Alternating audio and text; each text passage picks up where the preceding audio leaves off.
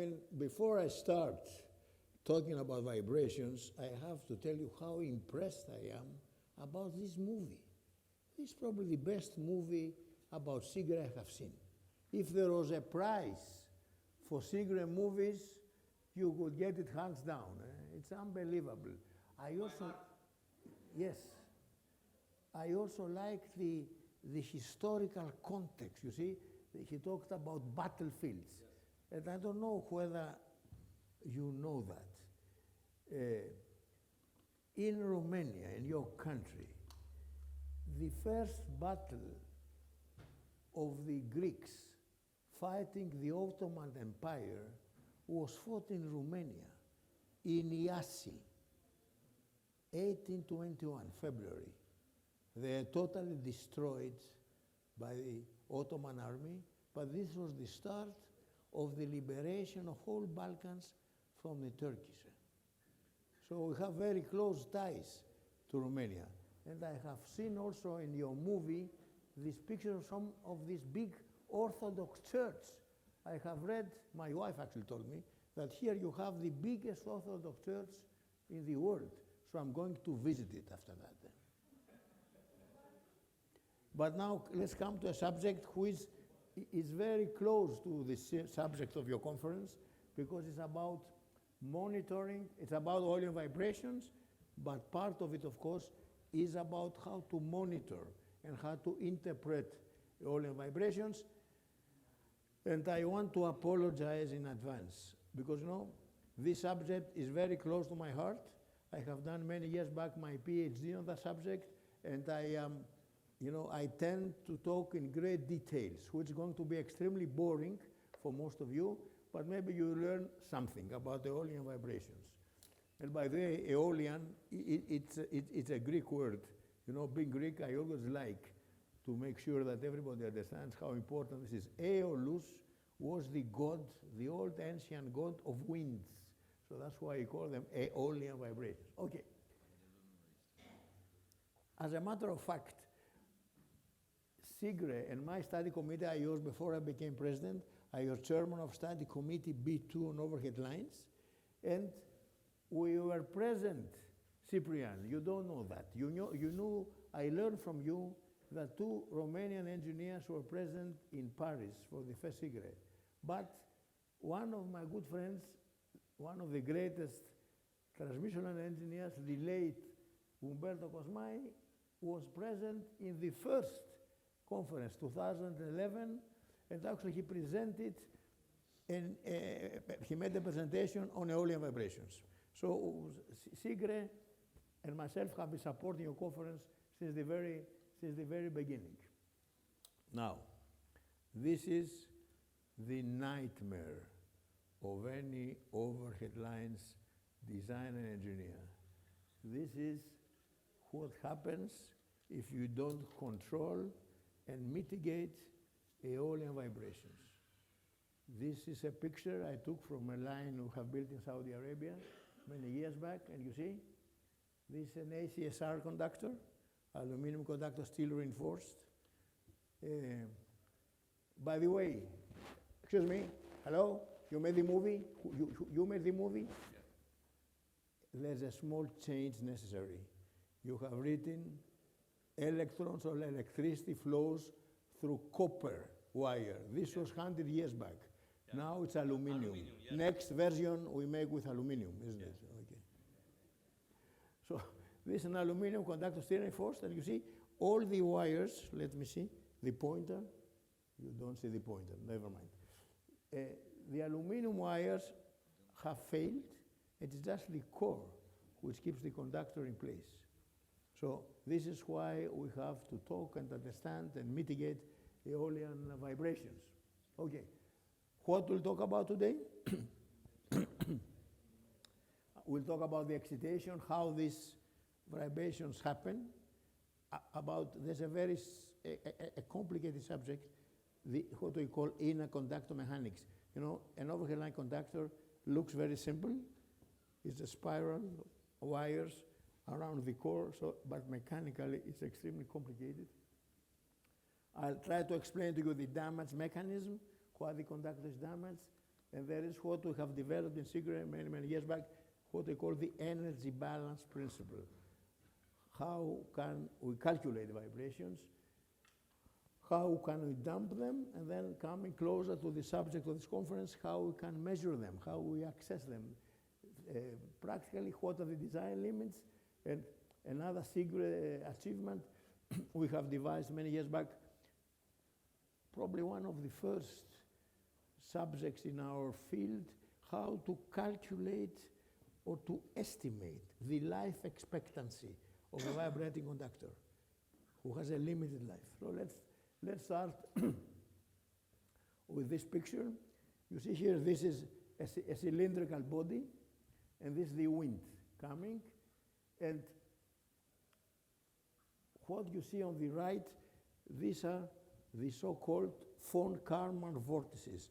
They are concentrations of wind which, because of relatively complicated physics, are detached from the conductor, from the top and of the bottom, and this creates forces, and the conductor starts to move up and down.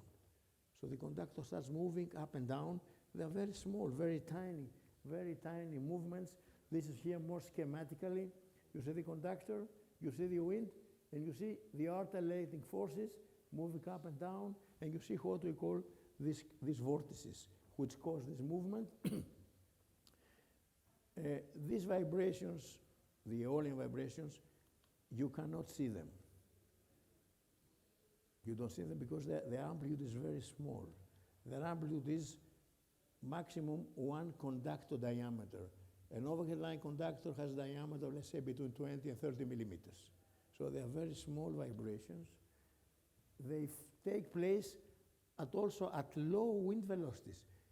It's not when the wind is very strong. So we're talking here about 1 to 7 meters per second.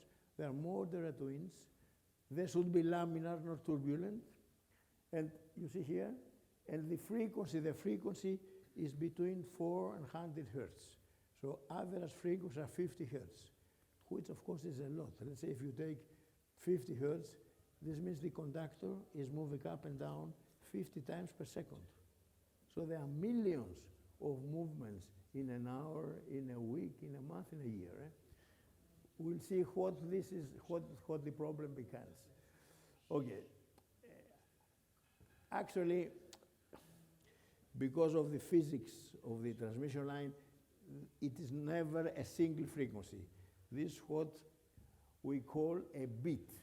So there are more, 2 or more slightly different vibration frequencies which cause this vibration pattern. And if you look at the vibration modes of the conductor, the vibrations take place in a relatively high mode. So it is more or less the bottom pattern. So you have, if we take an example, we'll take here, you see here, for 30 hertz, we have a wavelength of, let's say, 4 meters. And it is almost the 200 eigenmodes, if you remember your physics from university, okay? But forget the math. Let's come to some practical information. You can say whether your line will be endangered for vibration just looking on the terrain. The terrain is the most important factor which influences the vibration. That's why there is a CIGRE technical brochure where I worked with, brochure 273, which classifies the terrain. So we have here terrain type 1. It's a flat terrain, like in a desert, with no obstacles. So because of that, the wind flow is very laminar, is very, how you say, without disturbances, without turbulences, and this is the most dangerous terrain for vibration. So if you have a line for a flat terrain, you don't have deserts in Romania, but maybe over a flat plain, or a water body crossing a lake, or maybe a river, which is flat, and in particular, when your line runs from north to the south. Because of this planet, because of the movement of the Earth, most winds come from the west, westerly winds. So you have a north to the south line in a flatter end, so you may be more careful checking the vibration behavior of your line. And we have also terrain type 6, which is not endangered, because you see here, this aligns in a built environment, in a city. You have houses, there are trees, so there the wind is turbulent, so there's no chance for vibration. Although, of course, these days, I don't know in your country, where I live in Switzerland, most of this now is underground. We don't have any overhead lines in the cities anymore. Now, the big question is how we quantify vibration.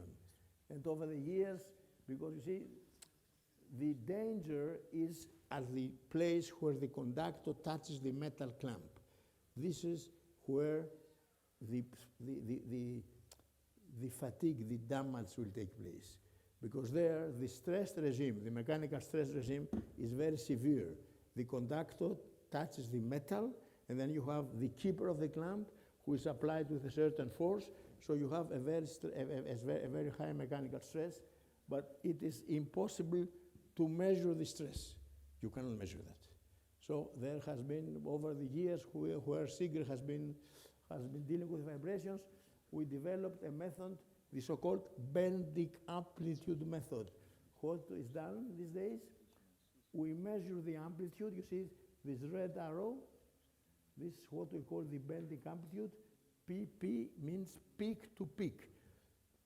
Experimental is difficult to measure from 0 to peak. So it's easier to measure peak to peak and divide by 2. So we measure this bending amplitude at a certain distance from the point here at the clamp, which is 89 millimeters, corresponding to 3.5 inches.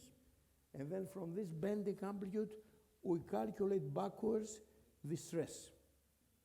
This is a beam mechanically, if you remember your engineering mechanics, is a beam under tension, undergoing bending. So from there, we calculate the stress. And there is a very famous man, also died, Jim Pofferberg, a friend of mine, who many years back, 1965 already, he developed the so-called Pofferberg-Sword formula to calculate the stress, which is sigma index A, in relation to the bending amplitude Y index B. Don't worry about looking at all these details. You can find that in the presentation. I don't know, Cyprian, are these presentations going to be distributed? Are they part of the, so you can read it on your leisure. You have also there the literature, which is this practically is probably in transmission lines one of the most famous formulas around. So we can calculate from the bending stress a bending, from the bending amplitude a bending stress. And the question is how the bending stiffness of the conductor is, what is the value of the bending stiffness of the conductor? You know, here the bending stiffness is E. E is the modulus of elasticity, and I is the moment of inertia, which for a uniform beam is very well known, okay? But for a conductor, which is complicated structure, it is difficult. So many, many years back, I did my PhD, published a paper on the bending stiffness of transmission line conductors, and this now is more or less the standard of calculating this bending stiffness. To give you a feeling about it, what happens? If we have a conductor under tension, you see you have a conductor, you can imagine a conductor, you put it under tension. You have to put under tension so it stays on the line. So you have a definite sag, isn't it? So then when you put it under tension, the wires act, they're applying compression to the inner layers. You tensile it, and then, you know, there's a compression. You see that, the compression, the green arrows, okay? And when this compression, because of this compression, when the wire, the conductor is bent, the wires start moving very slowly on each other and rubbing on each other. You can see that on the rear. So you can imagine two wires, they are pressed on each other, and then they start moving. What will happen? In this area here, there will be some abrasion, okay? And okay, this is now getting more detailed. I distinguish between what we call the stick state, the wires stick together, and the slip state, the wires start moving. And because of that, the bending stiffness of the conductor changes. At the beginning, when the movement on the below is the radius of the conductor. The movement, when the movement is small, the bending stiffness is going to be like the conductor being a solid body. When the movement becomes bigger, then the bending stiffness will get lower. And this is from a recent paper, relatively recent paper, 2024, where some people checked my model and found out that the relationship is quite good, as you can see. And because of that, the bending moment of the conductor will also change. Normally, it should be linear like that, but because of the change of stiffness, it becomes like a curve. And last but not least, the deflection of the conductor, it's a pity the pointer is not working, so you cannot see it. The deflection of the conductor, when you have the minimum bending stiffness, is this lower, this orange curve, which we use for the Pofferman-Gasworth formula, the maximum bending stiffness, but the reality is the green curve, the red curve in the middle. And you see my model, Papailiou model, is very close to the reality. So this is a little bit of boasting around how good my model is. Okay? But we see also, we cannot, these things are important or interesting for me because I love testing. I did a lot of testing in my life, mechanical tests. These things you cannot measure, and you need indirect evidence how they work. So this is an indirect evidence. This is a paper by my friend George Diana about self-damping of conductors. We'll talk about self-damping in a moment. You see here, you see two curves. The dots are the measurement points. It is the amplitude over the damping parameter. And you see a cloud of black points, which are the measurement tests, and the green lines are more or less the approximation, okay? And you see that at a certain stage, when the amplitude is small, the damping is less. The damping does not grow very much because the wires of the conductor stick together. After a certain amplitude of the conductor starts moving, then the damping becomes bigger because of the slippage. The slippage creates energy or dissipates energy. This is called the self-damping, so the curve is steeper.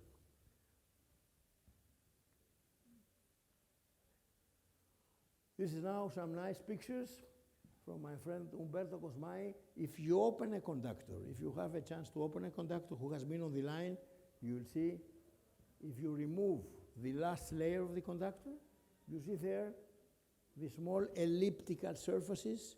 This is done because what I explained before.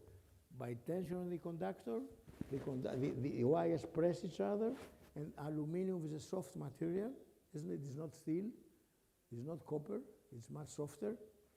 And then they create some like an ellipsis, okay? You see that? And we have simulated that by finite elements, and you see on the right picture how this works on the finite element simulation. So in this ellipsis, this is a bigger picture. That's where the damage starts. If the conductor does not move, it's okay. But when the wind comes and the conductor starts moving, then there is always in a structure a weak point.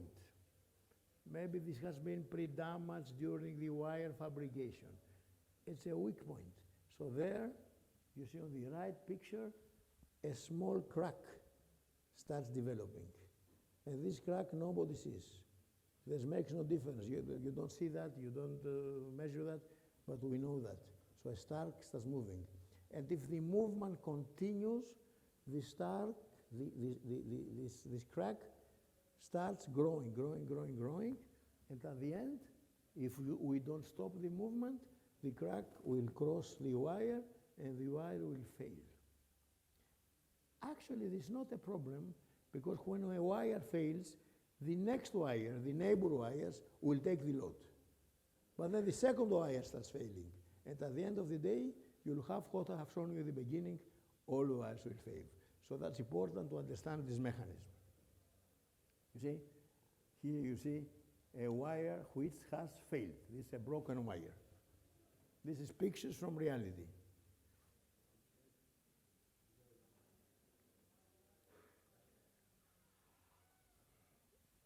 You know, fatigue is a general issue in all moving structures. I mean, we have fatigue in car, we have fatigue in aeroplanes, we have fatigue in, I don't know, in railway engines. And there's a big community studying fatigue issues. And I want just to show you a little bit how does it work. You see here, this is a wire on the top right. The notch is where the damage starts, and then through the movement, the surface is like, you know, like cut, like abraded. You see, the surface on the top is like abraded.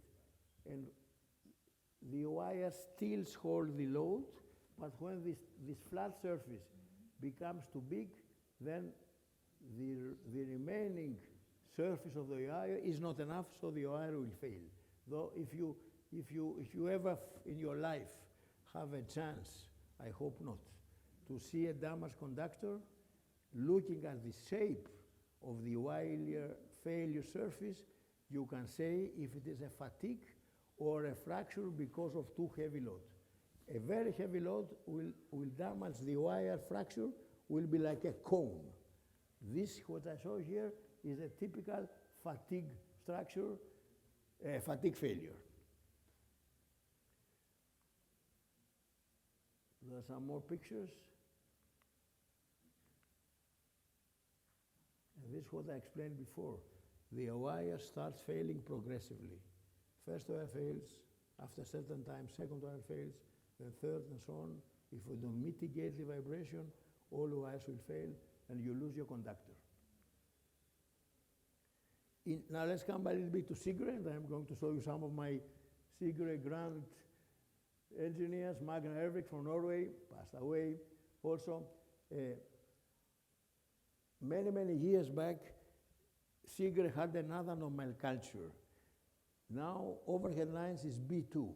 In the old days, it was 22, and there in these days we did not have too many working groups.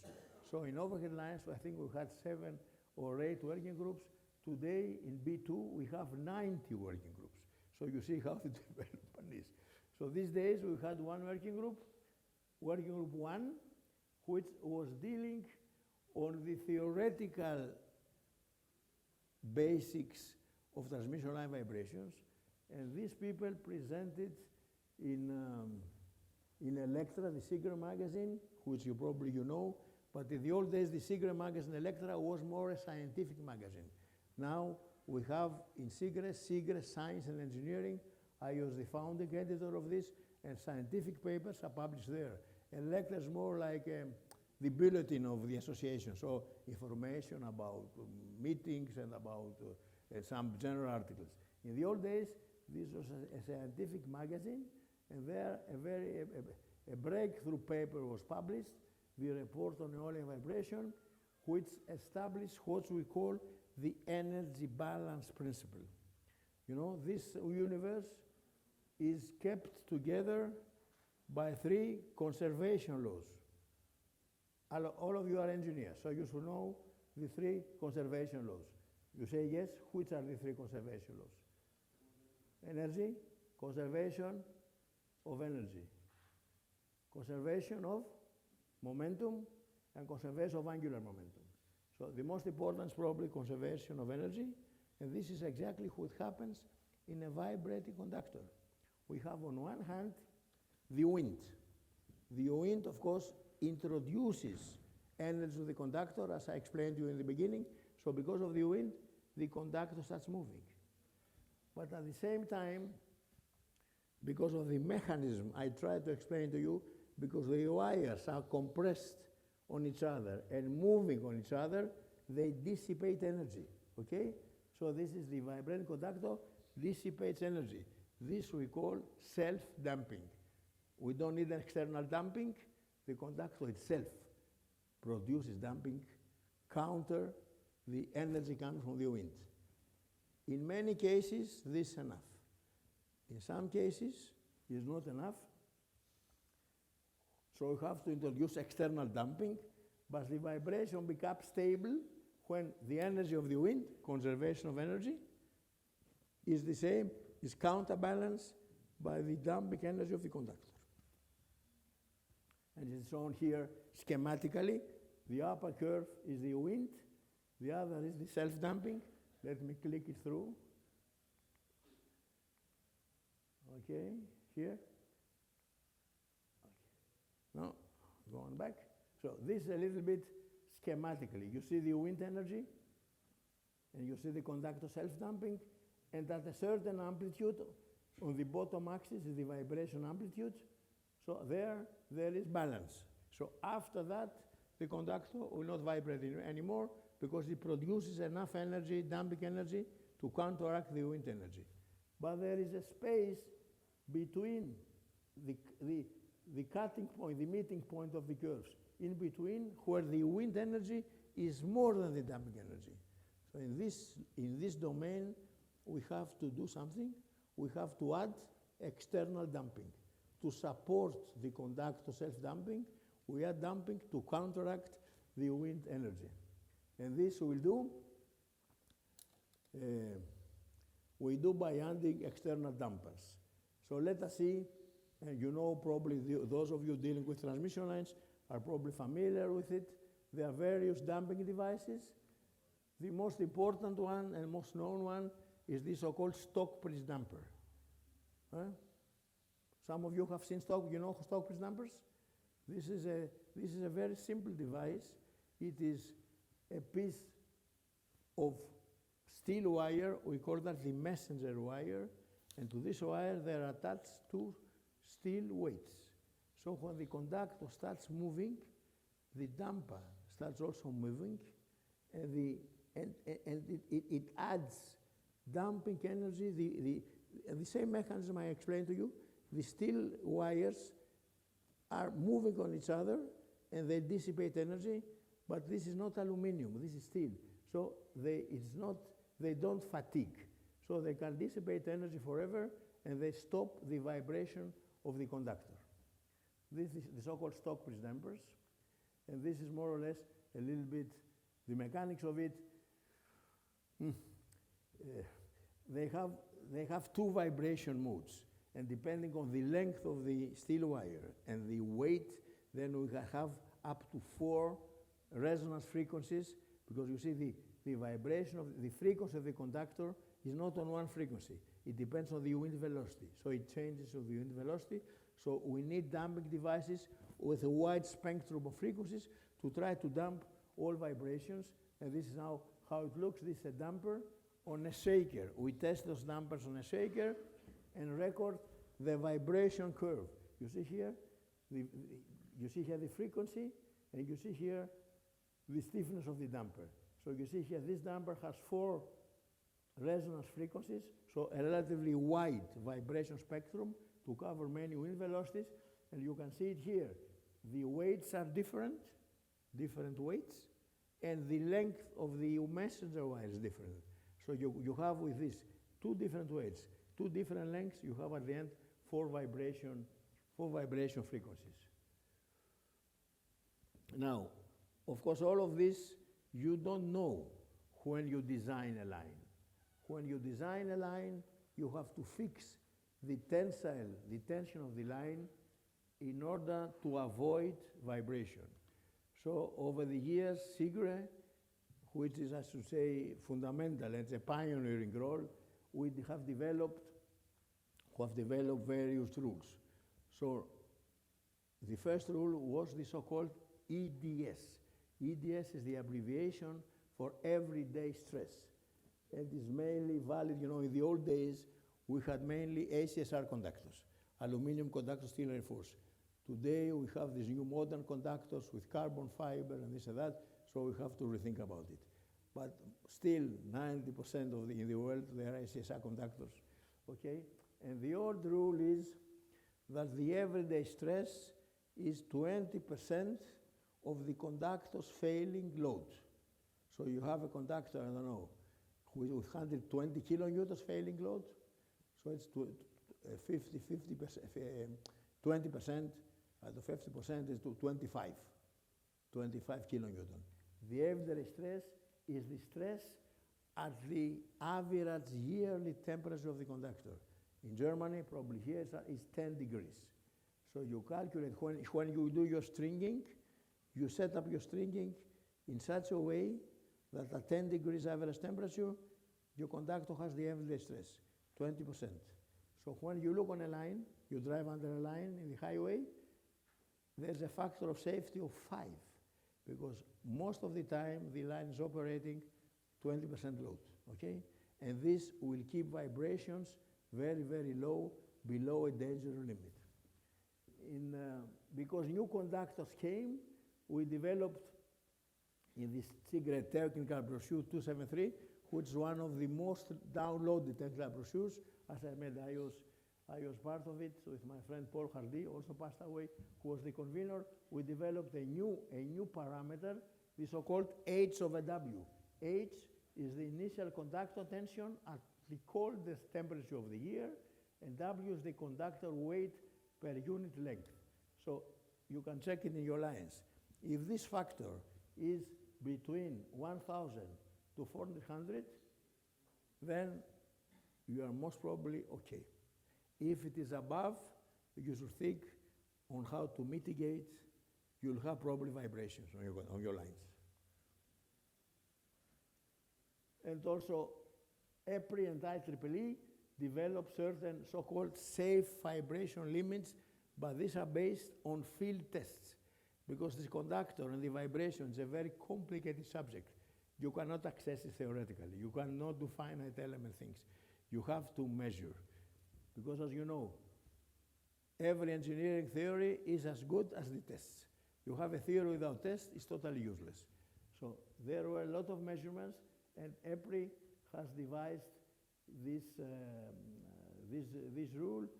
If this bending strain or bending stress calculated is around 8.5 Newton per square millimeter, then you're okay. And the safe vibration amplitude, just to get a feeling, the vibration amplitude peak to peak is at a certain distance from the clamp. So the safe amplitude is 0.2 to 0.3 millimeters, less than that. Above that, you have a problem. So it's very small vibration amplitudes are enough to damage the conductor, okay?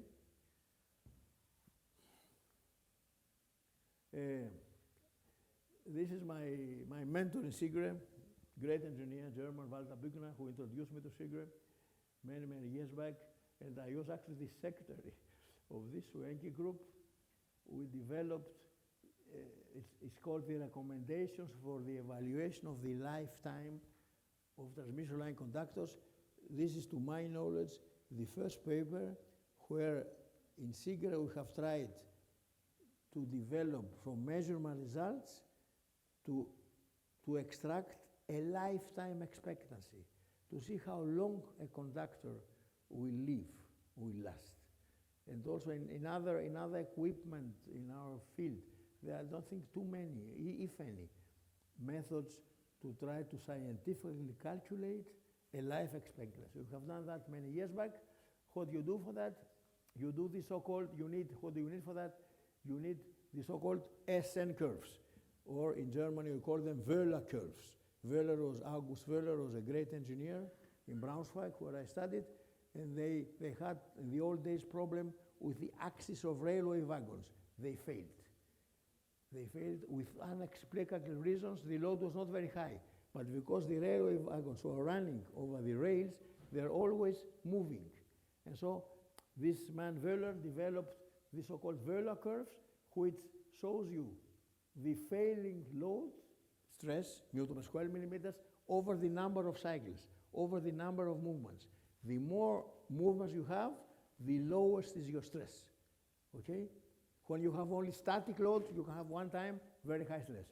The same equipment, whether this is a conductor or a beam or something, will fail much earlier when it is undergoing so-called cycles, fatigue cycles, okay? And this way, we develop this following method. On one hand, we measure the vibration in the field with vibration recorders. And I was very happy to see that in your exhibition, you have now in Romania also a monitor to measure vibrations. I have seen Mr. Nova. Nova has developed, Konstantin, you have developed such one. So apply this method. Then you can tell to your clients, that's how long your life will live. Okay? So from that, you measure the amplitude, okay? Then you go to the lab and you make vibration tests in the laboratory of the conductor and the clamp, and then you compare. You compare the curve of the conductor, and then you see that here? You cannot see it, but you know the blue curve is the curve of the laboratory. The red curve is the curve from the field. So when you compare, there's a methodology which is going too long to explain. When you compare these two curves, you can come up with an estimation of the life expectancy. And for this, you need vibration recorders. I developed one, the most worldwide used recorder many, many years back. You see that here on a transmission line. You see here we have a sensor. This is an LVDT measuring the bending amplitude. You see here a type of the signal. And by measuring the amplitude and the frequency, we calculate then the life expectancy. And you see here also the other part you need in this equation, you need a vibration test in the laboratory to calculate the SN curve of the conductor. Here, what I showed you before. Blue curve, SN curve, red curve, what we call the accumulated stress curve. And then by comparing at certain levels, the number of cycles measured and the number of cycles, small n, and the number of cycles of the Wöhler curve, big N, then there is, you can calculate the partial damage, and failure occurs when the sum D of the partial failures equals to 1.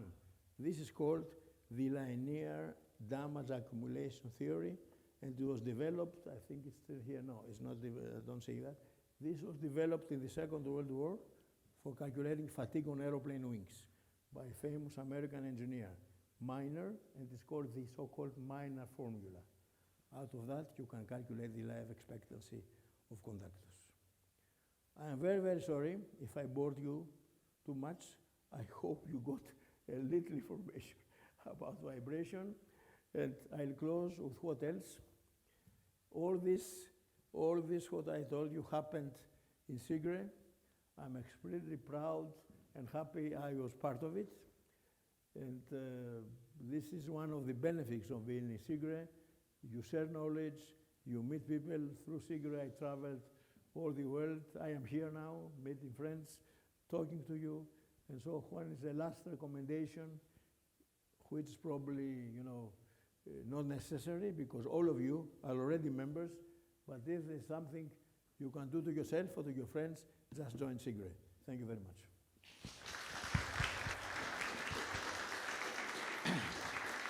Thank you, Konstantin. It's not very accustomed to ask questions after tutorial, but... Please do, because I'm sure there are many questions. Okay, don't ask me what I understood from Yes, it. no, I know. I'm a poor substation background. Yeah? Yes. Okay, we can take two questions. Sure, yeah, sure. To keep the track. Okay, Please. one.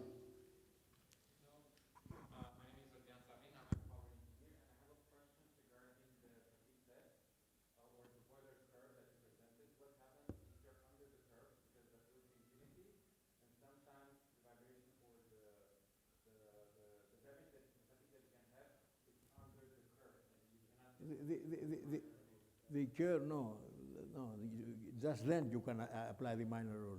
You know, this developed curve blue? Blue, yes. But it doesn't really matter. The sum is important. But no, the sum will be, sometimes will be 1. So maybe you have 1,000 years of lifetime, you see? But your vibration, you'll never be that low. You see, in this case, this is 750 micrometers peak to peak. What I want to say is that it goes to infinity over there, and you might not estimate the the Vela fatigue. does not go to infinity. There's a certain point, and after, I don't know, we cut it at 10 million cycles. Okay, still, I believe that under that line, it's very hard to estimate the fatigue. If your vibration are so low, you don't have fatigue. So you don't have to estimate anything. You're below the Vela curve. You don't have fatigue. Yeah, exactly. So Yes, that's, so- you need to do But a yes, test this is the to estimate, this because is this not is the practical. theory. This is not practical. In most cases, Exactly. you'll have enough vibration to create fatigue. Ah, okay. Okay? Okay, yeah. Of course. That's, okay. So if it is below, you don't have fatigue. Okay. Evidently. Thank Sure. you. Thank you. Okay, one more? No. Okay, I will have a comment. Please. You can find this kind of information in the library of CIGRE. It is called CIGRE.org. You find a lot of brochures from CIGRE from long time ago, from the working groups, and now recently from the international conference, symposium, and so on. True, true. Okay. So, just one question for them. Do you know when in Romania are the most events in the transmission system?